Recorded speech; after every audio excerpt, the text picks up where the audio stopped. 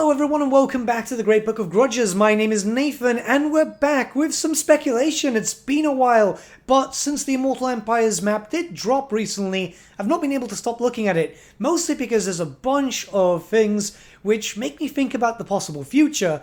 And yeah, I'm super hyped up, as you can tell. Today I want to take our attentions away from the Immortal Empires. Well, not really. I want to talk about the Dogs of War, because it's a race pack that we've all been kind of waiting for, and I'll be honest with you, I kind of lost a lot of hope. You see, this is a faction which is mostly human, centered around what would be considered the Southern Realms, Talia, Estalia, and the Border Princes. And while we know that they're getting new lore in Warhammer the Old World, this was confirmed by GW, I was really starting to think that we might not see them as a DLC for Total War Warhammer, considering that, well, they were a 5th edition army, which yes, was still kind of supported in 6th, but no army book came out after. They did receive lore, but no miniatures. It was one of those things where, well, we all expected to just kind of die out after a time.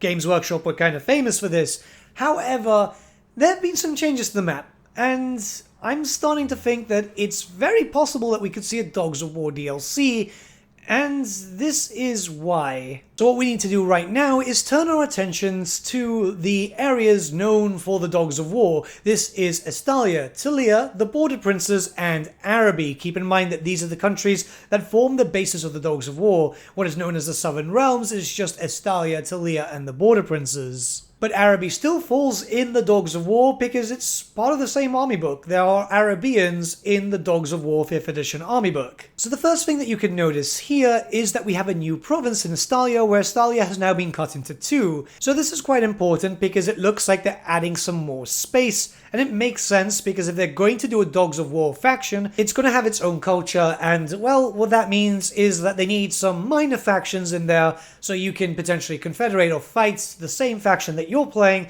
to kind of get used to what you're playing. And general population, which is always kind of smart, let's be honest about that. Now, that's a minor thing. Let's start getting into it a little bit heavier. Alright, so we're going to zoom in now, and we're going to just take the names off. Obviously, this is the Sea Lane version of the map, which doesn't have any, region names and all that. And what we're going to do is just focus on the areas known as the Southern Realms, not Araby, as Araby hasn't received any changes. Let's look to Estalia first. So Estalia itself has 2 regions, we know this, but they've also got some divides which act as different settlements. This is something that we are aware of from various times that we've seen this map change since Warhammer 1 all the way to, well, where we are now.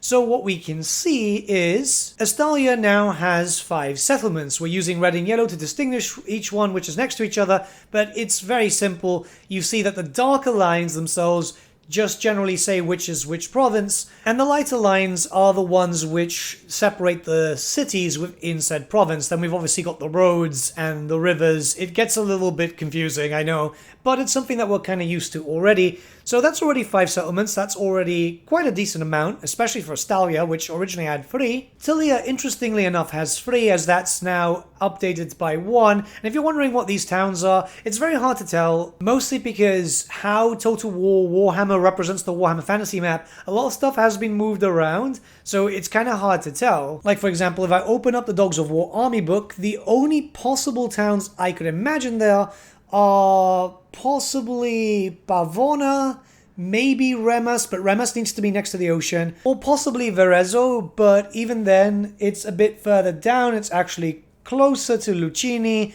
It's its own republic too, so in theory it should be its own thing, but you can imagine why I'm a bit confused when trying to figure out the names here. Either way, that's still an increase, so we're already up to 3 new settlements. Now, the Border Princes, as we are aware from Warhammer 2's Mortal Empires, are 2 separate provinces, which is the Eastern and the Western. Having gone back to the game itself, I've seen that it has 2 settlements each, whereas here it looks like there's 4 in the Western and 3 in the Eastern. Something very important to note is that the one that's coloured in blue used to belong to Karakern, but given on how it's done with the line, once again, the lightly coloured one is the separation and the darker coloured one is the actual province itself. I know it might be difficult to understand, but if you go onto the older maps and just compare, you'll see what I mean. Well, that used to belong to Karakern, but it looks like Karakern might only have 2 settlements now, which is great because Karakan's AI hates me for some reason in Mortal Empires, so I imagine it'll probably be the same in Immortal Empires. You know, same code and all that.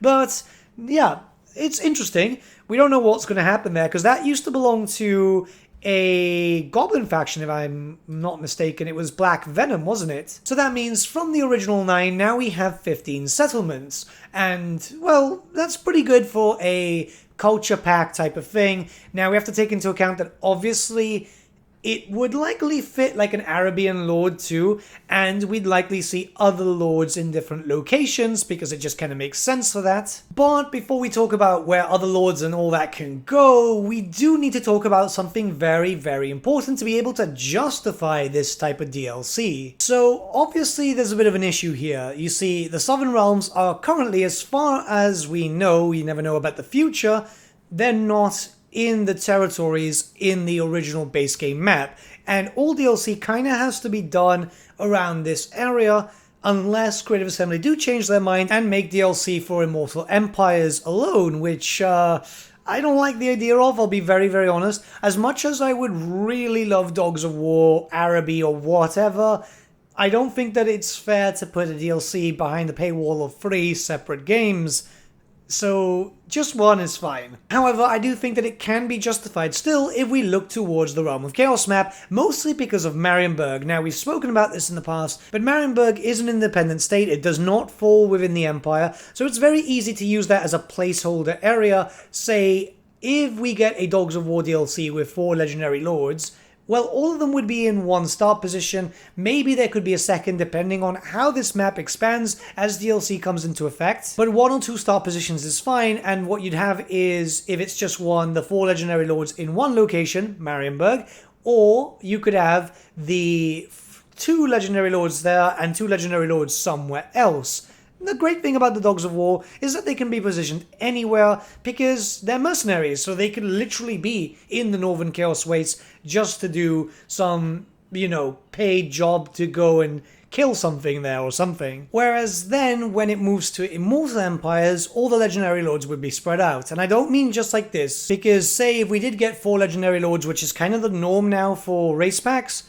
just a Lord Intilia, Estalia, and Border Princess, maybe 1 in Araby, well, that would be kind of boring now, wouldn't it? We'd have way too many characters there, and I'd say that those areas would be fit for maybe 1 Lord or 2, and eventually fleshed out a little bit more if we get culture packs. This is a type of DLC that I spoke about in the past when it came to, well, how the Dogs of War could be implemented. So really, when they go to the Immortal Empires, the world is literally their oyster. There are so many places that the Dogs of War have been, and it's not just from the army book, it's just literally from, well, 30 years of lore, more or less. There's just so much there. And it works out really well because you could literally have so many different start positions where multiple lords could be brought in, or if they want to eventually leave those areas for sub-factions, that works out quite well. Where if they want to do culture packs for Estalia, Talia, and Araby in the future, I'm not adding in the Border Princes here because we know the Border Princes, as per new GW lore, state that it's more of a collective of different races and cultures, so it's not their own thing. Well, they could be anywhere else. So I'm just using an example here where all the blue dots could literally be where Legendary Lords are. So obviously we've got 1 in Lustria. I know people aren't keen on that, but keep in mind that the New World colonies are there, and that was the whole Marco Colombo thing, which I imagine could be a great Legendary Lord. He's very popular. He had a lot of miniatures over the years, like they kept redoing him. Then obviously we got Talia, Estalia, and the Border Princes. There's 1 in Araby, possibly 1 in Marienburg if they want to make Marienburg part of the Dogs of War, which I think could work out quite well under the whole, it just makes sense.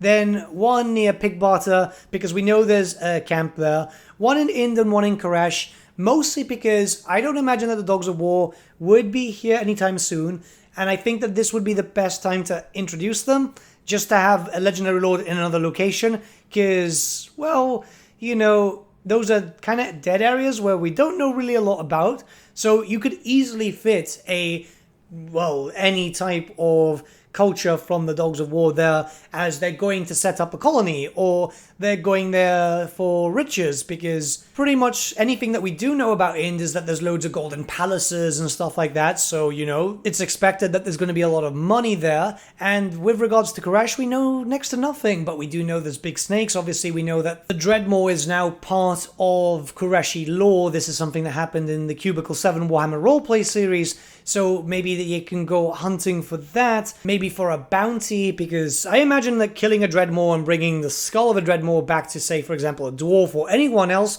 would probably fetch a really good sum of cash. Again, I'm just spitballing here because they could literally be anywhere. Like I said, you could even have one in the Northern Chaos Waste, hunting down demons for cash. It's just how it works, and I think it could work out quite well. It would be a difficult start, at least, because you'd mostly be human, but I think it could work out really, really well. Now, I don't want to talk about a possible army and so on, because there's a lot of lore to cover to be able to do so. It's not just the army book. Yes, the army book does have a decent amount of units and all that, but there was, like, White Dwarf stuff, obviously. There's some stuff in the whole Tamukan series. So there's so much possibilities here.